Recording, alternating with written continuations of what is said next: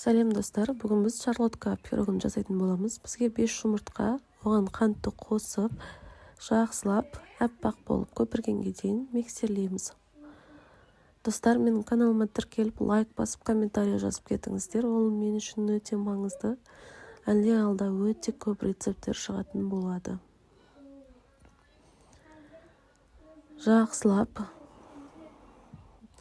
қантымыз еріп, жұмыртқамыз ағарғанға дейін миксерлеп аламыз.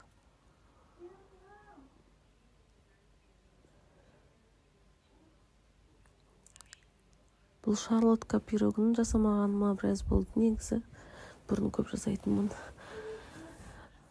Мінекей сұйық жаңағы ертілген сармайымызды құйып аламыз. Оны да бір-екі араластырып аламыз. Енді ұнымызды қосып, ұнымызға қопсытқышымызды салып,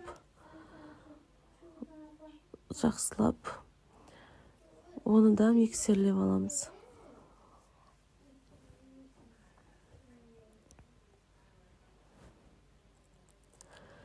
Жақсылап миксерлеп,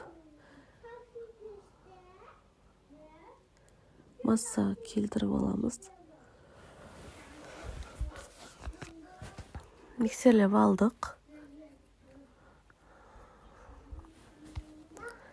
Енді мен мына жерде орташа 4 алма турадым.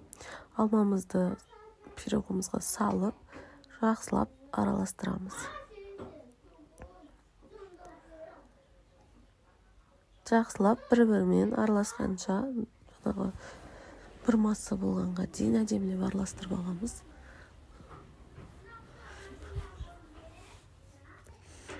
Менде 28 диаметрлі формамызға пирогымызды салып,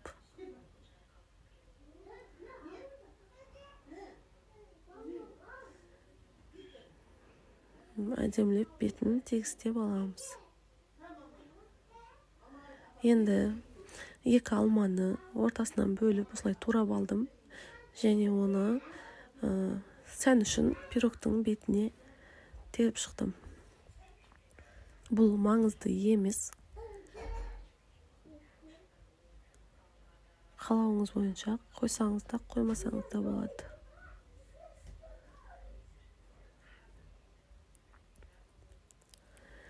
Бірақ пирогтың виді әдем болып көрінеді.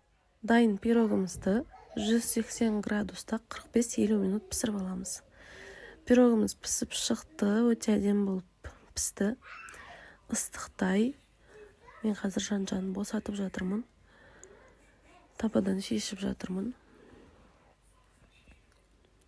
Пирогымыз өте әдем болып шықты.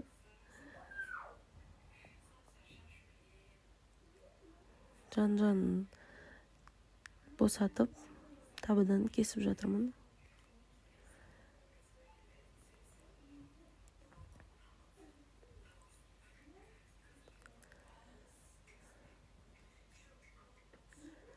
Мінекей пирогымыз өте әдемі болып шықты. Бетіне қант ұнтағын сеуіп жатырмын. Сәндік үшін.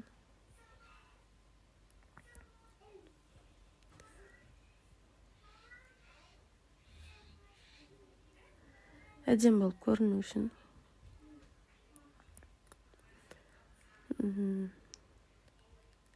Енді қазір кесіп көреміз.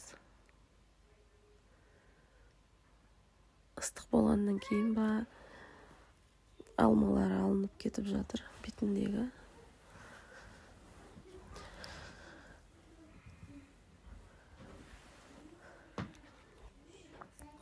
Мінекей өте әдемі болып піскен, көтеріліп.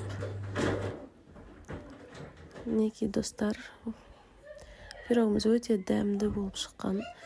Өте керемет болып шыққан. Сіздерге де жасап көруге кеңес беремін.